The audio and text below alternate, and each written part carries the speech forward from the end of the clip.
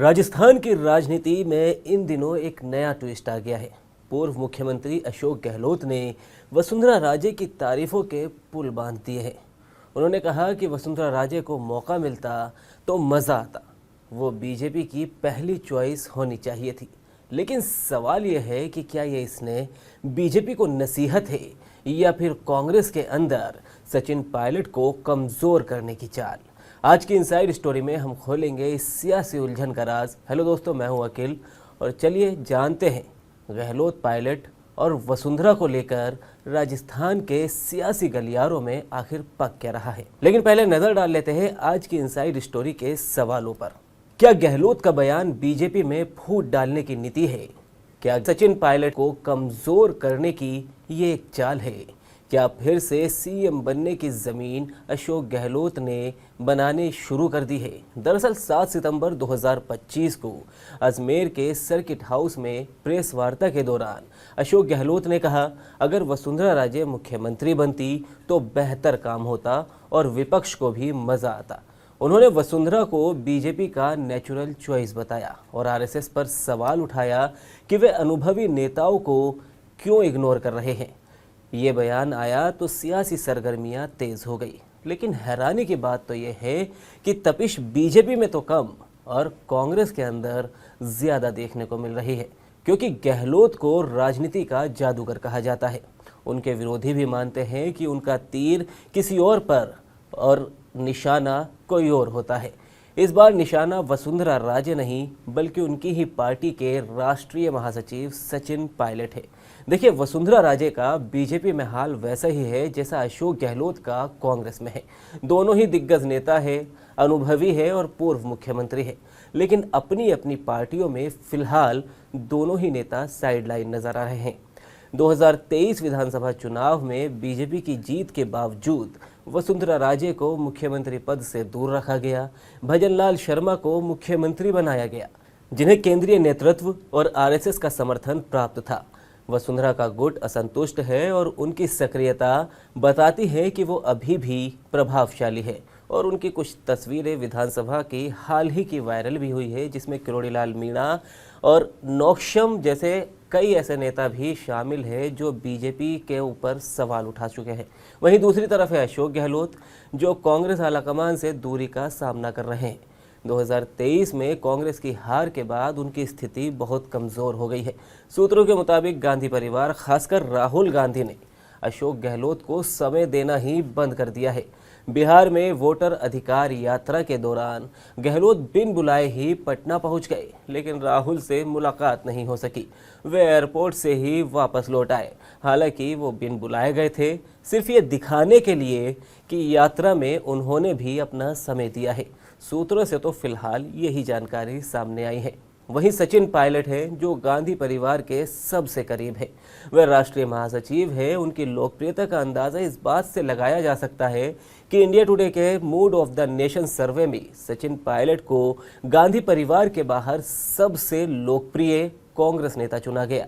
उन्हें 16% वोट मिले, जबकि मौजूदा राष्ट्रीय अध्यक्ष मल्लिकार्जुन खड़गे को 12% ही वोट मिले।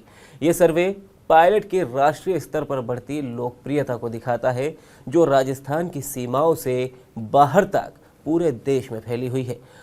पायलट राष्ट्रीय महासचिव हैं और गांधी परिवार, खासकर राहुल गांधी और प्रियंका गांधी के करीबी माने जाते हैं। उनकी यह स्थिति उन्हें कांग्रेस आलाकमान का विश्वास पात्र बनाती है। 2024 में लोकसभा चुनाव के दौरान उन्हें ये जिम्मेदारी दी गई थी और सूत्रों के मुताबिक आलाकमान ने संकेत दिया था कि वे 2028 में राजस्थान के लिए चेहरा भी हो सकते हैं। 48 वर्षीय सचिन पायलट की छवि एक ऊर्जावान, युवा और प्रगतिशील नेता के तौर पर है। युवाओं का युद्ध ड्रग्स के विरुद्ध, इस तरह के अभियान और मेवाड़ में उनके जन्मदिन जो कि 7 सितंबर पर मनाया गया था, उस वक्त भारी स्वागत ने उनकी ज़मीनी लोकप्रियता को और ज़्यादा बढ़ा दिया। खासकर युवा और ग्रामीण वोटरों में उनकी पकड़ भी मजबूत हुई है। सियासी पंडितों का मानना है कि गहलोत का वसुंधरा पर बयान देना कि भजनलाल शर्मा को सीएम बनाकर गलती की, अनुभवी नेता को चुनना चाहिए था, ये बीजेपी को इशारा नहीं बल्कि असल में ये कांग्रेस को मैसेज है कि 2028 में गहलोत जैसे अनुभवी नेता को ही सीएम बनाओ, पायलट जैसे युवा को नहीं। हाल ही में पायलट ने अपना 48वां जन्मदिन मेवाड़ के सांवलिया सेठ मंदिर में मनाया। चित्तौड़गढ़ के सांवलिया सेठ वो मंदिर पहुंचे जहां जगह जगह उनका स्वागत हुआ। पायलट गुटबाजी खत्म कर कांग्रेस को एकजुट करना चाहते हैं। युवाओं का युद्ध ड्रग्स के विरुद्ध अभियान भी उन्होंने लॉन्च किया। इससे गहलोत को सियासी नुकसान हो सकता है, क्योंकि पायलट युवा वोट बैंक अपना मजबूत कर रहे हैं। गहलोत पायलट की अदावत कौन नहीं जानता। 2020 का मानेसर कांड याद ही होगा। पायलट ने बगावत की, 18 विधायक उनके साथ गए। वो अपने 18 विधायकों के साथ हरियाणा के मानेसर के एक रिसोर्ट में डेरा डाले बैठ गए थे। पायलट का उस वक्त आरोप था कि गहलोत उनकी बात नहीं सुन रहे और उनकी भूमिका को कमजोर कर रहे हैं, जबकि गहलोत ने अपना पक्ष रखा था कि ये बगावत उनकी सरकार को अस्थिर करने की कोशिश है और इसमें बीजेपी का हाथ है। जिसके बाद डिप्टी सीएम और प्रदेश अध्यक्ष पद पायलट से छिन गया और गहलोत ने गोविंद सिंह डोटासरा को प्रदेश का अध्यक्ष बनवा दिया। उसके बाद 2022 की बारी आई, जिसमें कांग्रेस राष्ट्रीय अध्यक्ष पद के लिए चुनाव की तैयारियां थी। मल्लिकार्जुन खड़गे और शशि थरूर मैदान में थे, लेकिन गहलोत का नाम भी जोर शोर से उस वक्त चला। सूत्रों के मुताबिक आलाकमान गहलोत को राष्ट्रीय अध्यक्ष और सचिन पायलट को राजस्थान का मुख्यमंत्री बनाना चाहता था। ये गहलोत के लिए स्वीकार्य नहीं था, लेकिन गहलोत के गुट ने उस वक्त बगावत कर दी और माफी के बाद गहलोत को सीएम रहने दिया गया। उसके बाद से लगातार गहलोत आलाकमान से दूर है, जबकि सचिन पायलट महासचिव बनकर आलाकमान के और ज़्यादा करीब आ गए हैं, या फिर यूं कहे कि सचिन पायलट अब खुद आलाकमान है। ऐसा बयान अशोक गहलोत का ही सामने आ चुका है। अब 2028 के विधानसभा चुनाव तो दूर है, कांग्रेस में गहलोत वर्सेस पायलट की जंग लेकिन अब भी अंदर खाने तेज होती जा रही है। अगर एकता ना हुई तो 2023 वाली हार दोहराई जा सकती है। सियासी पंडित कहते हैं कि गहलोत का यह बयान अल्टीमेटम है कि अनुभव जीतेगा, युवा नहीं। लेकिन पायलट की चुप्पी रणनीतिक है। वे युवाओं के मुद्दे पर लगातार फोकस कर रहे हैं और कांग्रेस को एकजुट रखने की कोशिश में है। हालांकि इससे इतर वो गहलोत से भी अपनी अदावत को खत्म करने की कई बार कोशिश कर चुके हैं।